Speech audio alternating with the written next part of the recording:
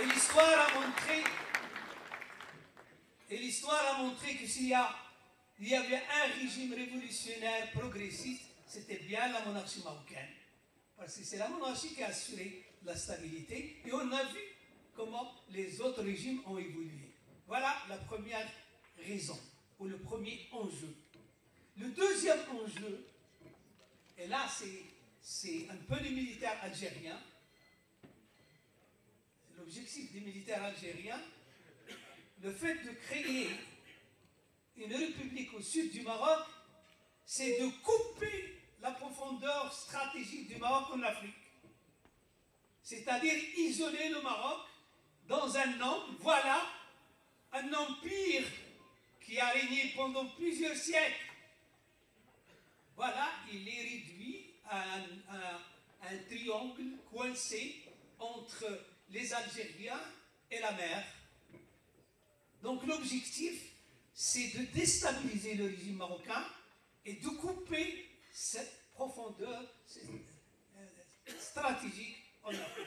Et vous savez que le Maroc a toujours été un pays africain et que le Maroc a été toujours un lien entre l'Afrique et l'Europe. Donc voilà, je voudrais juste vous parler de ces éléments pour vous expliquer que le stratagème qui a été mis en place à l'époque, c'était essentiellement pour déstabiliser la monarchie marocaine et pour bloquer notre pays et empêcher son développement. D'ailleurs, Boumedienne, le président Boumedienne, qui avait créé, qui avait récupéré ce bébé, le bébé d'Yann Poulizari a été créé à Kadhafi. C'est Kadhafi qui a financé, c'est Kadhafi qui a armé. Mais les Algériens, les militaires algériens, ont récupéré le bébé et Boumedienne disait une formule en arabe, الحجرة في الصباط. كانوا الجزائريين كيقولوا notamment les dirigeants algériens, الحجرة في الصباط, le caillou dans la chaussure.